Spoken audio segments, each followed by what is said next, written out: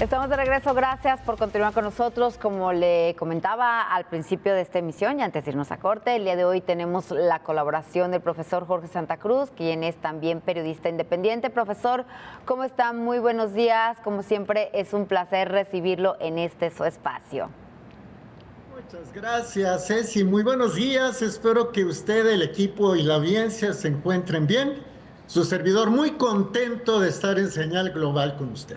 Muchas gracias, profesor. Amenaza el Congreso de los Estados Unidos la libertad de conciencia y de expresión. ¿Qué nos puede decir de esto respecto a la situación que se está viviendo en varios países, entre ellos la Unión Americana, respecto pues, a estas protestas pro-palestinas? ¿Qué dice la primera enmienda de la Constitución de los Estados Unidos? Lo dejo hablar. Adelante, por favor. ¿Cómo no, Ceci? Bueno, la primera enmienda de la Constitución de los Estados Unidos garantiza la libertad de expresión. Y déjeme decirle algo, Ceci, gentiles amigas, amigos de la audiencia.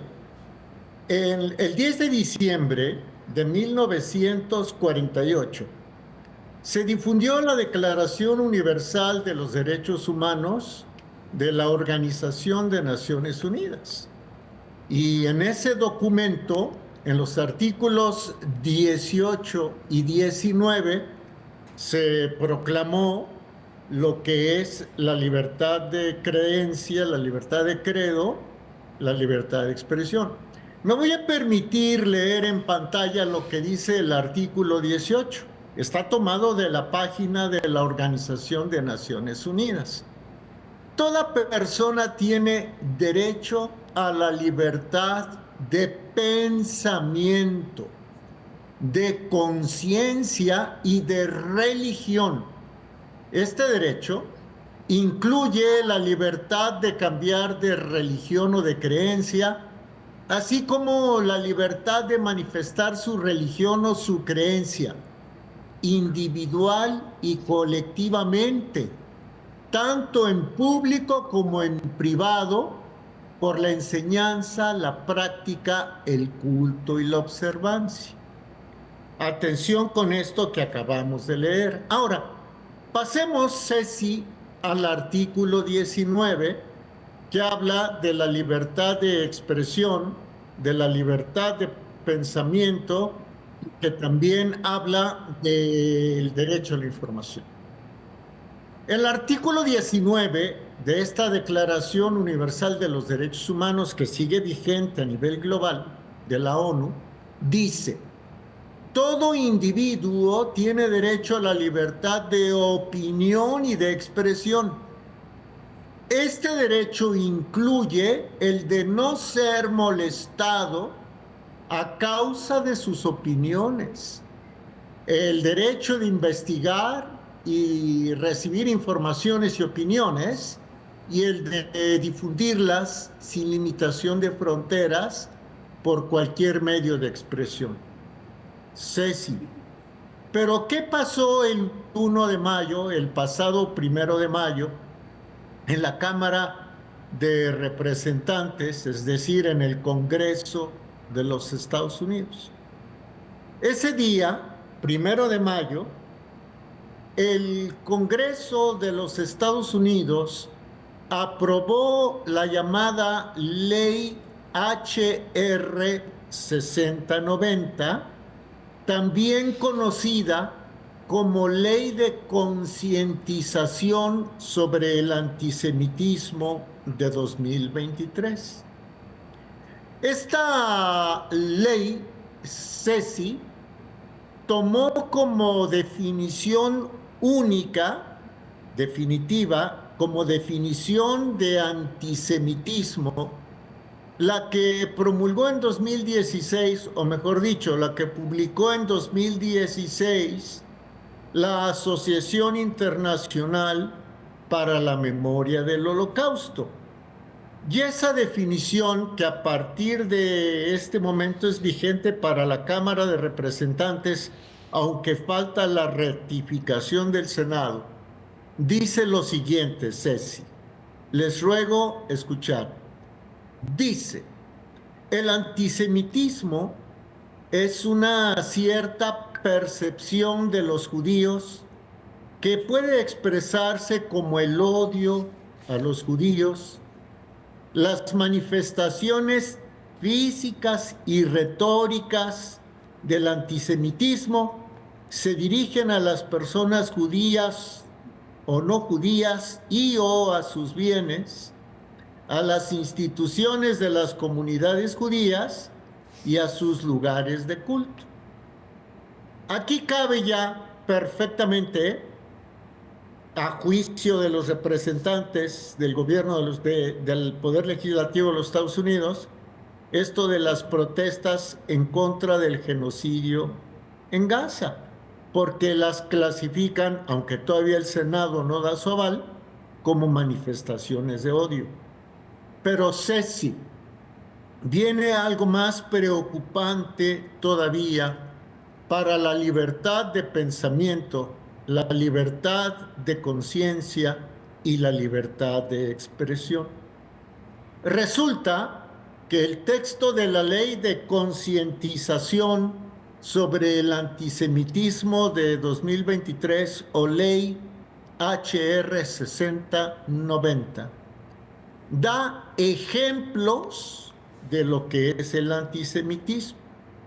Y me voy a permitir leer algunos ejemplos tomados de la Asociación Internacional para la Memoria del Holocausto, que fue la base que utilizó la Cámara de Representantes para elaborar esta ley. Me voy a permitir leer 2 o 3. Ejemplo de odio a los judíos. 1. Pedir apoyo, apoyar o justificar muertes o daños contra los judíos en nombre de una ideología radical o de una visión extremista de la religión. 2. Formular acusaciones falsas, deshumanizadas, perversas o estereotipadas sobre los judíos como tales o sobre el poder de los judíos como colectivo. Por ejemplo, aunque no de forma exclusiva, el mito sobre la conspiración judía mundial o el control judío de los medios de comunicación, la economía, el gobierno u otras instituciones de la sociedad. Voy con la número 3. Acusar a los judíos como el pueblo responsable de un perjuicio real o imaginario cometido por una persona o grupo judío o incluso de actos cometidos por personas que no sean judías. 4. Negar el hecho, el ámbito, los mecanismos, por ejemplo, las cámaras de gas, o la intencionalidad del genocidio del pueblo judío en Alemania nacionalsocialista y sus partidarios y cómplices durante la Segunda Guerra Mundial, entre paréntesis, el Holocausto. O sea, negar el Holocausto es incurrir en un acto de odio a los judíos. Se tiene que aceptar como tal. Pero la ciencia parte de poner en duda todo y solamente llego hasta ahí. Y voy a un quinto ejemplo para no alargarme mucho, Ceci, que me parece el más peligroso para la libertad de expresión.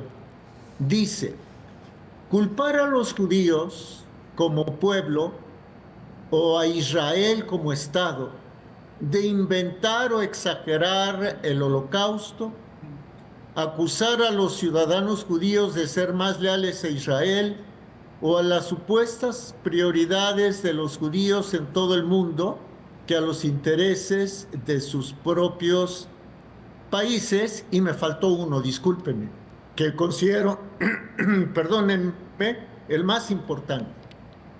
Dice, usar los símbolos y las imágenes asociadas con el antisemitismo clásico, por ejemplo, las calumnias como el asesinato de Jesús por los judíos o los rituales sangrientos para caracterizar a Israel o a los israelíes. Ceci, Me detengo en esto último. La Declaración Universal de los Derechos Humanos, en su artículo 18, garantiza la libertad de culto, de creer o dejar de creer o de cambiar de credo, de practicar el culto en privado o en público. Pero de acuerdo con lo que aprobó el 1 de mayo pasado el Congreso de los Estados Unidos, la Cámara de los Representantes, resulta que en el Nuevo Testamento hay pasajes que señalan a judíos de perseguir a Jesús, a los apóstoles, etc. Entonces, la pregunta que su servidor se formula es, si el Nuevo Testamento es antisemita, ¿qué va a pasar con el culto de la religión? Profesor, nos tenemos que ir, es bárbaro esto que nos acaba de comentar y de verdad no podemos creer que los medios de comunicación no lo den a conocer, es la ley HR 6090, por supuesto vamos a continuar hablando de este tema, le mandamos un abrazo, muchísimas gracias, nos vemos la próxima semana, profesor. Gracias, Ceci, un placer. Muchas gracias al profesor Jorge Santa Cruz.